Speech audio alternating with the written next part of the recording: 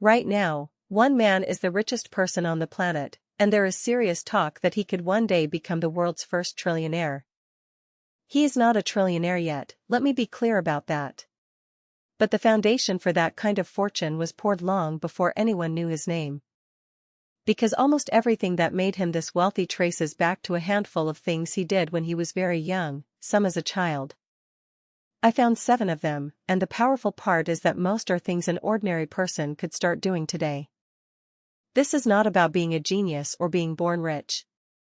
It is about a pattern of decisions that quietly compounds over decades.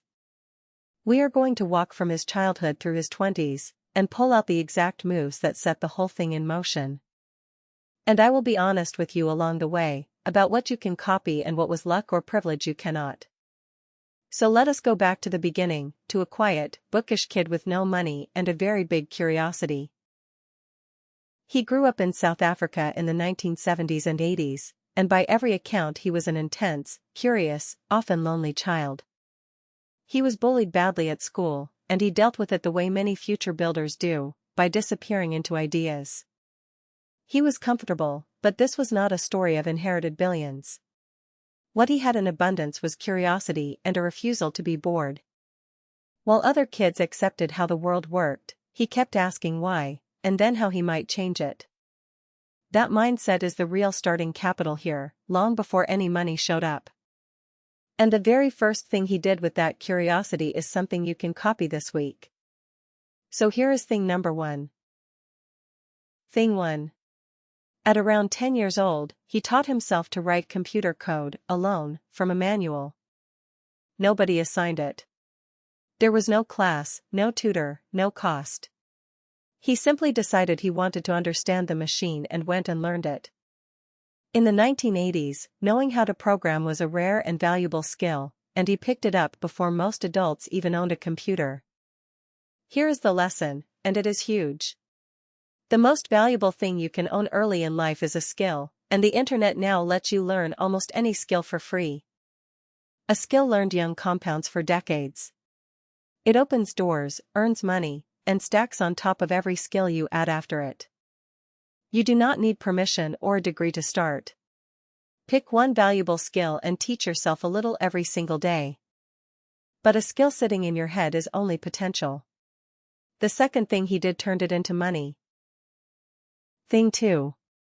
At about 12, he used that coding skill to build a simple video game, and then he sold it. A magazine reportedly paid him a few $100s for it. At 12, he had already turned a skill into income. That is the entire engine of wealth in miniature. Learn a skill, build something with it, and let someone pay you for the value you created. Most people wait until their 20s to discover they can sell their skills. He built that muscle as a child. The few $100s did not matter. What mattered was learning, young, that his mind could be turned directly into money. You can do this at any age. Build something small with your skill and sell it, even cheaply. The lesson is in the selling, not the size. The third thing fed both of these, and it cost almost nothing. Thing 3. He was a ferocious reader as a child, reportedly devouring entire encyclopedias and stacks of science fiction. When he ran out of books, the story goes that he started reading the encyclopedia just to keep learning. Reading is the cheapest, most underrated wealth habit there is. It pours decades of other people's hard-won knowledge into your head for almost nothing. Reading widely is also how he could later jump between rockets, cars, software, and energy. Broad knowledge lets you connect ideas others cannot. Knowledge compounds exactly like money. The more you know, the faster you learn the next thing, and the better your decisions become. You do not need to read encyclopedias. A few focused pages a day, on money, business, and how things work, will change your life over years. The fourth thing took real courage, and he did it at 17. Thing 4. At 17 he left South Africa, mostly on his own, and made his way toward North America. He believed the biggest opportunities were not where he was born, so he went to find them, young and with very little money. Opportunity is not spread evenly across the world, and he understood that early.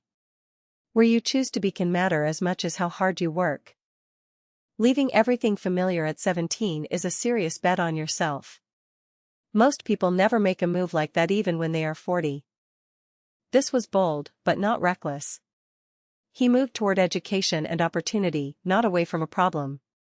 That distinction matters. Now be honest with yourself, not everyone can just move countries, and he had advantages that helped. But the principle stands: go where your future is, even if it is uncomfortable. The fifth thing shaped how he would think for the rest of his life. Thing 5. In university he studied physics and economics, a deliberate combination of how the physical world works and how money works. Physics teaches you to reason from basic truths. Economics teaches you how value and incentives move. Together they are a remarkably powerful pair. This is where his famous habit of first principles thinking comes from. You break a problem down to its basic facts, then rebuild the answer from scratch. Most people collect surface-level tips and tricks. He went after the fundamentals underneath, which is why he could enter industries he had never worked in. When you truly understand the fundamentals of something, every decision inside it gets easier and sharper. That edge compounds for life. You do not need a physics degree. But do learn the fundamentals of money, how it grows, how debt works, how value is created, instead of chasing hacks. The sixth thing is where many people would have played it safe, and he did the opposite. Thing 6. He got into a graduate program at a top university, and then quit it after about 2 days. He looked at the internet exploding in 1995 and decided that chasing a prestigious degree while the biggest wave of his lifetime rolled past was the wrong move. He chose timing over a title. A credential can wait, but a once-in-a-generation opportunity often cannot. Plenty of brilliant people watched that same wave from the safety of a classroom. He paddled out into it instead. This is the quiet theme behind almost everything he did young. When the safe path and the right path split, he kept choosing the right one. Be careful here, this is not advice to drop out of school.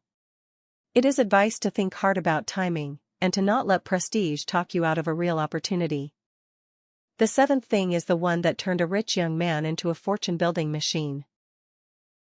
Thing 7. When his first companies sold and made him wealthy in his 20s, he did not cash out into a comfortable life.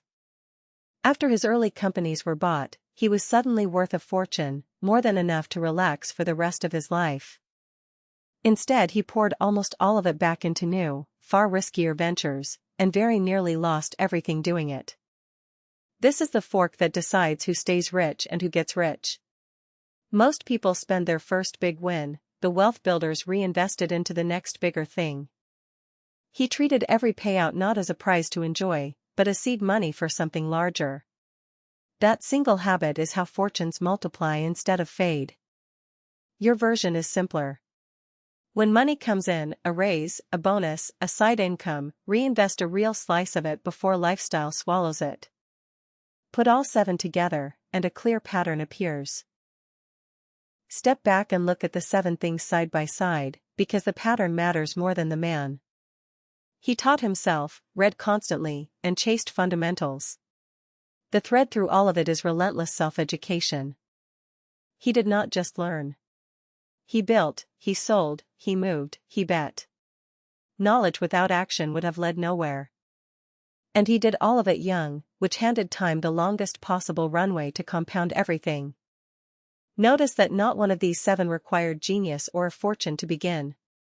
They required curiosity, courage, and starting early. That is the genuinely hopeful part. The starting moves of an extraordinary life were surprisingly ordinary, and surprisingly repeatable. So how does someone who is not a future billionaire actually use this? Here is how to translate his 7 young moves into your real life, starting now, whatever your age. First, pick one valuable skill and teach yourself for free, online, a little every day. This is your foundation asset. Second, build something small with that skill and sell it, even for a tiny amount, just to learn that you can. Third, read every day, especially about money and how the world works. Knowledge is the cheapest investment with the highest return. Fourth, position yourself near opportunity and be willing to make uncomfortable moves that your future self will thank you for. Fifth, when money comes in, reinvest a real slice of it before your lifestyle grows to eat it. And if you are past your teenage years, do not panic.